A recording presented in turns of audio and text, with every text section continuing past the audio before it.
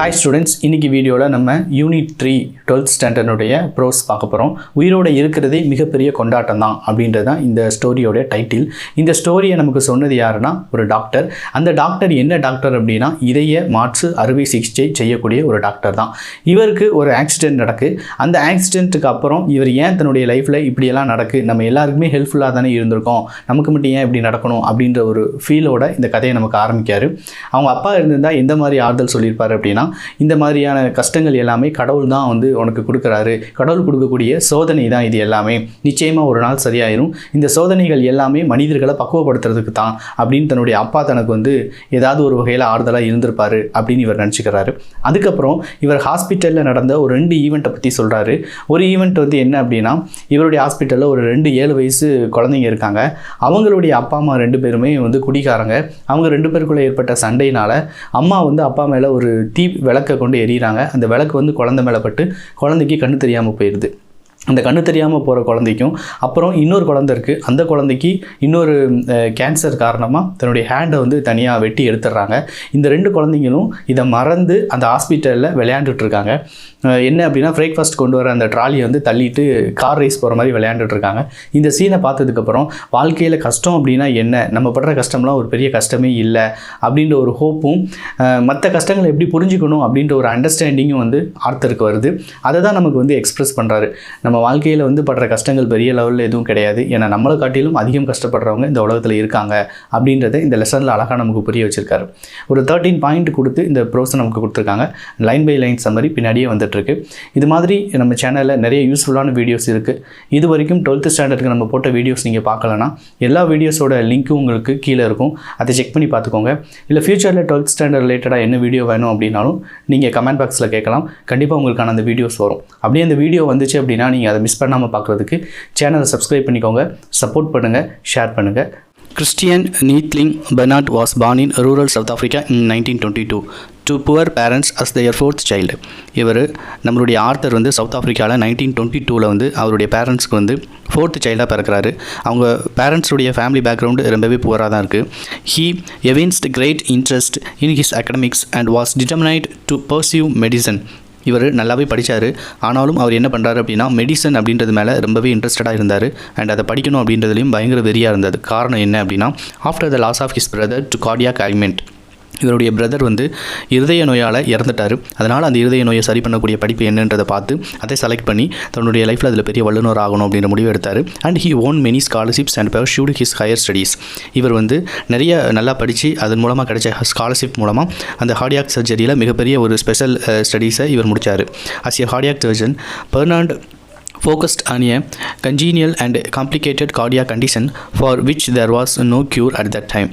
அப்போ இருந்த காலகட்டத்தில் சரியே செய்ய முடியாத பல இருதய நோய்களை சரி செய்யக்கூடிய படிப்பையும் ப்ராக்டிஸையும் இவர் பண்ணி பார்த்தாரு.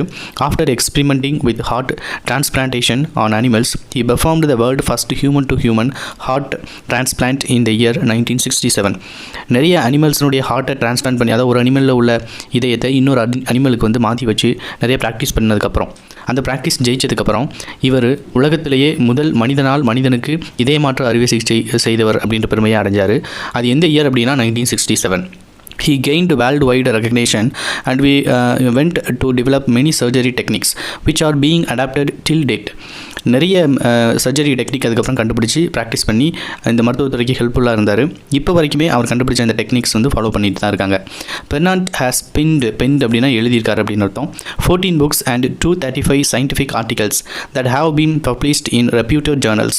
Some of his books are One Life, 50 Ways to Healthy Heart, Best Medicine and the Faith. A pioneer in cardiac surgery, he obtained a doctorate in medicine from the University of Cape Town. இவர் நிறைய books நமக்காக எழுதியிருக்காரு. அதுலேயும் ரொம்ப குறிப்பாக பார்த்துக்கிட்டோம் அப்படின்னா one life, இந்த அப்புறம் 50 Way to Healthy Heart அப்படின்றலாம் இன்னுமுமே வந்து ரொம்ப வேல்யூபிளான புக்ஸாக வந்து இருக்குது. அப்புறம் இவருடைய டாக்டரேட் வந்து கேப் டவுன் அப்படின்ற யூனிவர்சிட்டியில் முடிச்சிருக்காரு. This was followed by 11 honorary doctorate bestowed upon him by universities all over the world. He has also received 36 international awards. In his late years, he established the Christine Bernard Foundation to serve and promote the cause of underprivileged children throughout the world. இவர் இவ்வளோ படிப்பு 11 honorary doctorate முடிச்சதுக்கப்புறமும் இவருக்கு வந்து 36 international award வந்து கிடச்சிது. இதுக்கப்புறம் தன்னுடைய லைஃப்பில் மற்றவங்களுக்கு ஹெல்ப்ஃபுல்லாக இருக்கணும் அப்படின்றதுக்காக இவர் ஒரு ஃபவுண்டேஷன் ஒன்று ரெடி பண்ணி கஷ்டப்படுற சில்ட்ரனுக்கு வந்து அவர் ஹெல்ப் பண்ணார். And died the age of 78 in the year 2001. லெசனோட title in celebration of being alive. இதை எழுதியிருக்கிறது யார் அப்படின்னா டாக்டர் கிறிஸ்டியன் பர்னாட். டாக்டர் அப்படின்னா நம்ம ஏற்கனவே இவருடைய இன்ட்ரொடக்ஷனில் பார்த்துட்டோம். இவர் ஒரு இருதய அறுவை சிகிச்சை நிபுணர். இவர் நம்மளுடைய லைஃப்பை வந்து உயிரோடு இருக்கிறதே ஒரு மிகப்பெரிய செலிப்ரேஷன் தான் அப்படின்ற ஒரு டாப்பிக்கில் அவர் ஒரு ஸ்பீச் கொடுத்துருக்கிறாரு. அந்த ஸ்பீச் தான் நமக்கு இந்த லெசனில் ப்ரோஸாக கொடுத்துருக்குறாங்க. பாயிண்ட் பை பாயிண்ட்டாக கொடுத்துருக்காங்க. அதில் ஃபஸ்ட் பாயிண்ட் நமக்கு என்ன சொல்கிறாரு அப்படின்னா, more and more as I near the end of my career as a heart surgeon, my thoughts have turned to the consideration of why people should suffer. நான் வந்து ஒரு இருதய அறுவை சிகிச்சை நிபுணராக என்ன யோசிக்கிறேன் அப்படின்னா, இந்த மக்கள் எதுக்காக இவ்வளோ தூரம் சஃபர் ஆகுறாங்க, கஷ்டப்படுறாங்க. Suffering seems so cruelly prevalent in the world today. Do you know that of the 125 million children born this year, 12 million are unlikely to reach the age of 1 and another 6 million will die before the age of 5. இவர் என்ன சொல்கிறார் அப்படின்னா, நீங்கள் ஏன் உங்களுக்கு இருக்கக்கூடிய சின்ன சின்ன கஷ்டங்களை நினச்சி இவ்வளோ பெரிய அளவில் சஃபர் ஆகுறீங்கன்னு எனக்கு தெரியலை. ஏன் அப்படின்னா, இந்த உலகத்தில் 125 மில்லியன் சில்ட்ரன் வந்து ஒவ்வொரு வருஷமும் பிறக்காங்க. அதில் 12 மில்லியன் சைல்டு என்ன பண்ணுறாங்க அப்படின்னா, ஒரு வயசு கூட ஆகிறதுக்கு முன்னாடியே இறந்துடுறாங்க. அதுலேயுமே வந்து மீதி இருக்கக்கூடிய 6 மில்லியன் அப்படின்ற அந்த சில்ட்ரன் வந்து 5 வயசுக்கு முன்னாடியே இறந்துடுறாங்க.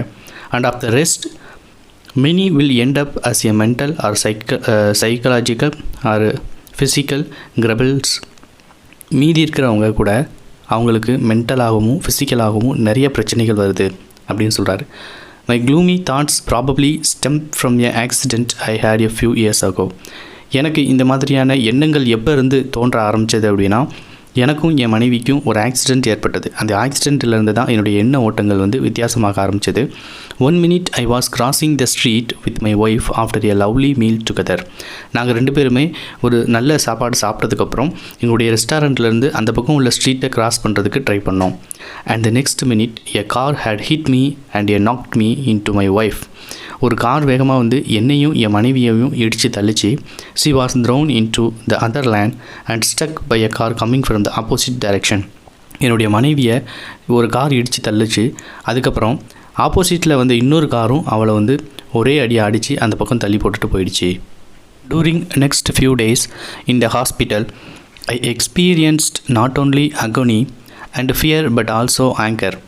அடுத்த கொஞ்ச நாட்களில் மருத்துவமனைகளில் நான் பார்த்தது என்ன அப்படின்னா, அகோனி அப்படின்னா வேதனை, ஃபியர் பயம், ஆங்கர் அப்படின்னா கோபம். இது எல்லாமே அவருக்கு வந்து அவர் ஹாஸ்பிட்டலில் இருக்கும்போது அவருக்கு வந்திருக்கு. I could not understand why my wife and I had to suffer. I had 11 broken ribs and a perforated lung. My wife had a badly fractured shoulder over and over. I asked myself, why should this happen to us? I had work to do after all. There were patients waiting for me to operate on them. My wife had a young baby who needed her care. இவர் என்ன பண்ணுறாரு அப்படின்னா, அவரே கேட்டுக்கிறாரு, எனக்கும் என் மனைவிக்கும் ஏன் இப்படி ஒரு நிலைமை வந்தது, ஏன் இப்படி ஒரு ஆக்சிடெண்ட் நடந்தது. எனக்கு வந்து என்னுடைய ரிப்ஸில் வந்து 11 broken போன்ஸ், அதாவது 11 இடத்துல வந்து இன்ஜுரி ஏற்பட்டிருக்கு. என்னுடைய லங்ஸும் வந்து கொஞ்சம் வந்து அஃபெக்ட் ஆகிருக்கு இந்த ஆக்சிடெண்ட்னால். என்னுடைய ஒய்ஃபுக்கு அவருடைய ஷோல்டர்ஸ் வந்து ஃப்ராக்சர் ஆகிருக்கு. எனக்கு என்னையை நம்பி பல நோயாளிகள் அங்கே இருக்காங்க. அவங்களுக்கு நான் வந்து மெடிசன் கொடுக்கறதுக்கும் சரியாக கேர் பண்ணிக்கிறதுக்கும் நான் அவங்களுக்கு தேவைப்படுறேன். என்னுடைய மனைவிக்கு ஒரு அழகான பேபி ஒன்று இருக்குது. அந்த பேபியை பார்த்துக்க வேண்டிய ஒரு இதுவும் என் மனைவிக்கு இருக்குது. எங்கள் 2 பேருக்கும் இவ்வளோ ரெஸ்பான்சிபிலிட்டி இருந்தும் எங்கள் 2 பேருக்கும் ஏன் இப்படி ஒரு ஆக்சிடெண்ட் நடந்தது அப்படின்னு நினச்சி ரொம்பவே வருத்தப்படுறாரு, கோபப்படுறாரு. My father had he still been alive would have said, my son, it God's will that the way God tests you, suffering ennobles you, make you a better person. ஒருவேளை எங்கள் அப்பா உயிரோடு இருந்திருந்தாருன்னா என்ன சொல்லியிருப்பாரு அப்படின்னா, கடவுள் உனக்கு சோதனையை கொடுத்து அதிலிருந்து உன்னைய ஒரு பெர்ஃபெக்ட் பர்சனாக மாற்றணும், பெட்டர் பர்சனாக மாற்றணும் அப்படின்னு அப்படின்னு நினச்சிருந்திருப்பார், இல்லை சொல்லியிருந்திருப்பார் அப்படின்னு ஆர்த்தர் சொல்கிறாரு. But as a doctor I see nothing noble in a person's thrashing around in a sweet shocked bed, mind clouded in agony. ஆனால் ஒரு டாக்டராக நான் வந்து கஷ்டப்படக்கூடிய எந்த நோயாளியை பார்க்கும்போதும் அவங்கக்கிட்ட இருந்து ஒரு ப்ளசன்டபிளான ஒரு ஸ்வீட் சாஃப்டான எந்த ஒரு விஷயத்தையும் நான் சுற்றி பார்க்கல. அவங்களுடைய மைண்டு ஃபுல்லாக எப்படி தான் இருக்கும் அப்படின்னா வேதனைகள் தான் நிறைஞ்சிருந்திருக்கும். Nor can I see any nobility in the graying of a lonely child in a ward at night. Night அந்த குழந்தை சிகிச்சைக்காக வந்த குழந்தை வேதனையில் அழுகும்போது, தனிமையில் அழுகும்போது அதிலிருந்து எந்த ஒரு சந்தோஷமோ இல்லை கடவுள் கொடுத்து சோதனை பண்ணுறாரு அப்படின்ற எண்ணமோ எனக்கு ஒரு டாக்டராக இது வரைக்கும் தோணுனதே கிடையாது. In those days they don't have sophisticated heart surgery. I have always found the suffering of children particularly heartbreaking, especially because of their total trust in doctors and nurses. They believe you are going to help them. If you can't, they accept their fate. இப்போ இருக்கிற மாதிரி அப்போ காலகட்டத்தில் ஒரு surgery பண்ணுறதுக்கு எல்லா எக்யூப்மெண்ட்ஸும் சொஃபஸ்டிகேட்டடாக இருந்தது கிடையாது. அப்படியே இவங்க வந்து சில்ட்ரன் வந்து சஃபரிங் ஆகி ஏதாவது ஒரு ஹார்ட் பிரேக்கிங் மூலமாக அங்கே சிகிச்சைக்கு வந்தாங்க அப்படின்னா அந்த சில்ட்ரனும் அந்த சில்ட்ரனை சார்ந்த பெற்றவங்களும் யாரை தான் நம்புகிறாங்க அப்படின்னா டாக்டர்ஸையும் நர்ஸஸையும் நம்புகிறாங்க. ஒருவேளை அந்த டாக்டர்ஸால் அந்த குழந்தையை காப்பாற்ற முடியலைன்னா கூட அந்த மக்கள் எப்படி ஏற்றுக்கிறாங்க அப்படின்னா அதுதான் அவங்களுடைய ஃபேட், தலைவிதி அப்படின்னு நினச்சிட்டு அதை ஏற்றுக்கவும் செய்கிறாங்க. they go through multiating surgery and afterwards they don't complain.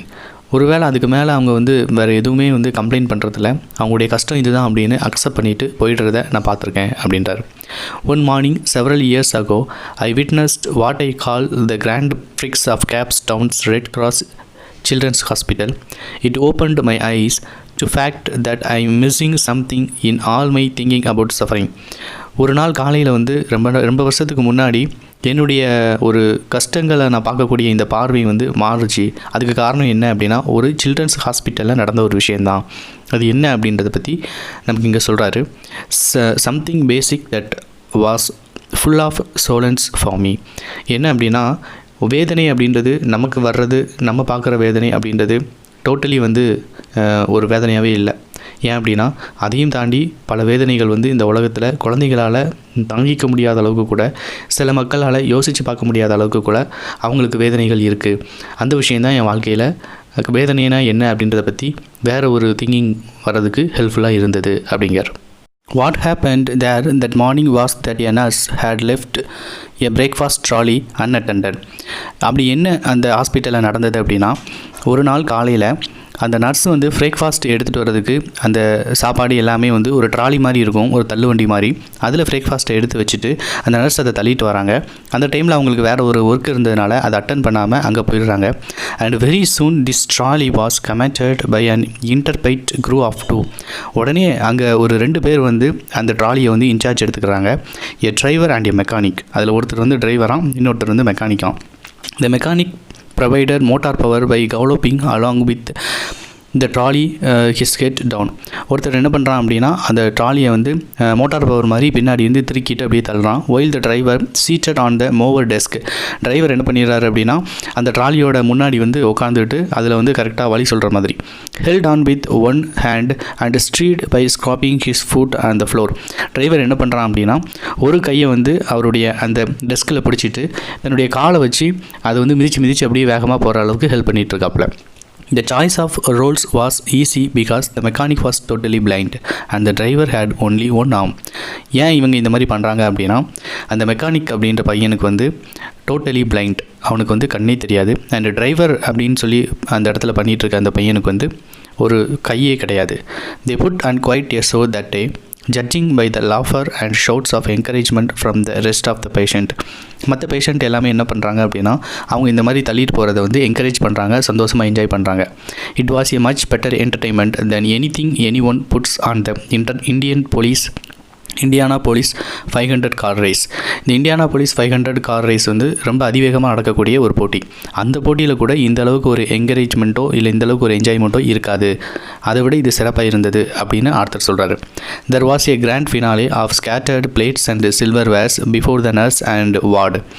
இங்கே என்ன நடக்குது அப்படின்னா கடைசியில் வந்து இவங்க தள்ளிட்டு போகிறது வந்து தவறி கீழே விழுந்து அந்த சில்வர் பிளேட்டும் அங்கே இருந்தக்கூடிய மற்ற எல்லாமே வந்து கீழே விழுந்து செதறிடுது. நர்ஸும் வார்டு சிஸ்டரும் இதை பார்த்துட்டு என்ன பண்ணுறாங்க அப்படின்னா திட்டுறாங்க. And scolded them and put them back to bed. அவங்கள திட்டி அவங்க 2 பேரையும் அவங்களுடைய பெட்டில் போய் படுக்க வச்சிடுறாங்க. அப்போ இங்கே என்ன அப்படின்னா, அந்த 2 பேரும் ஆக்சுவலாக பேஷண்ட்டு. இந்த பேஷண்ட்டுக்கு சாப்பாடு அந்த நர்ஸ் வந்து கொண்டு வந்திருக்காங்க. அப்படி கொண்டு வந்த அந்த சாப்பாட்டு வண்டியை இவங்க வந்து இந்த மாதிரி தள்ளி விளையாண்டுருக்காங்க. இதை பார்த்து மற்ற எல்லா பேஷண்ட்டும் கொஞ்சம் என்ஜாய் பண்ணியிருக்காங்க, அவ்வளோதான். ஆனால் இந்த 2 பேஷண்ட்டை பற்றி என்ன முக்கியமான விஷயம் ஆத்தர் இங்கே சொல்கிறார் அப்படின்னா, let me tell you about these 2. The mechanic was all of the 7 years old. One night when his mother and father were drunk. இந்த மெக்கானிக் வந்து யார் அப்படின்னா 7 வயசான ஒரு சிறுவன் தான். இவனுடைய அப்பா அம்மா 2 பேருமே குடிப்பாங்க. ஒரு நாள் அந்த மாதிரி நைட்டு குடிச்சிட்டு அவங்க 2 பேரும் சண்டை போடும்போது his mother threw a lantern at his father, missed, and the lantern broke over the child's head and shoulders. He suffered severe 3rd-degree burns on the upper part of his body and lost both his eyes. இவங்க 2 பேரும் இப்படி சண்டை போடும்போது அவங்க அம்மா வந்து எரிஞ்சிட்ருக்க விளக்கு எடுத்து அவங்க அப்பா மேலே எரிஞ்சிட்டாங்க. அது தவறி அந்த குழந்தை மேலே விழுந்துருது. குழந்தை மேலே விழுந்ததுக்கப்புறம் உடம்பு எல்லாமே தீக்காயம் ஏற்பட்டு அவனுடைய கண்கள்லையும் அந்த தீக்காயம் வந்து அவனுடைய பார்வையை டோட்டலாகவே இழக்கிற மாதிரி ஒரு மிகப்பெரிய பாதிப்பை ஏற்படுத்திடுது. At the time of the Grand Prix he was walking horror with a disfigured face and long flap skin hanging from the side of neck to his body. இந்த தீக்காயத்தினால அந்த நெக்கும் அவனுடைய வாயும் ரொம்பவே ஒரு மாதிரி மாறிட்டு, அவனுடைய வாயை ஓப்பன் பண்ணுறதா இருந்தால் அவனுடைய டோட்டல் ஹெட்டையுமே வந்து வேறு பக்கம் திருப்பினா தான் அவனுடைய வாயை ஓப்பன் பண்ணக்கூடிய அளவுக்கு அவனுடைய அந்த உருவ சிதைவு வந்து ரொம்ப மோசமாக மாறிட்டு. As the wound healed around his neck, his lower jaw became a gripped in a mass fibrous tissues. The only way this little boy could open his mouth was to raise his head.